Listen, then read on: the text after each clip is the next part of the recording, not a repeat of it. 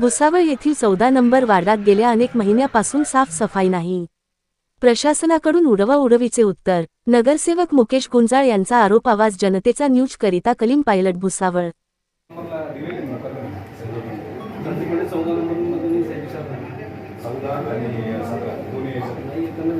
त्या पट्ट्यात होत नाही आहे सर. आम्ही सामान्य नागरिक म्हणून पण आपल्याला निवेदन दिलेलं आहे आणि अधिकारी तर फोन उचलतात, संबंधित अधिकारी उचलतात नाही.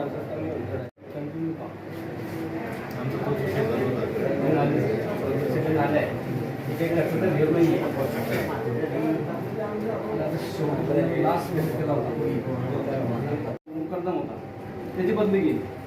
कोणी केली मला माहिती नाही. शावरा साहेबांचं मग तो धर्मा चव्हाण म्हणून सफाई कामगार होता, त्याला मुकद्दम केलं. म्हणजे एकच माणूस काम करतोय, एक चावऱ्या म्हणून कोणतरी आहे, तो बी मला आला नाही काम करायला. 2 महिने झाले आम्हाला. कधी साहेबांच्या दालनामध्ये आले, काय कारण?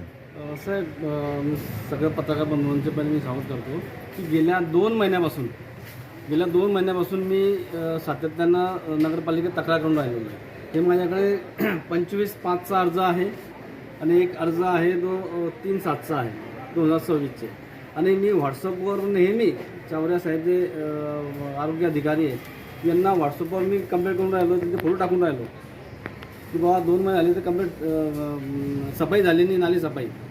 तर ते म्हणता कर्मचारी नाही आहे, एक कर्मचारी होते त्याची बदली झालेली आहे, कोणी केली हे त्यांना माहीत नाही. म्हणजे असा भोंगळा कारभार नगरपालिकेत चालू आहे.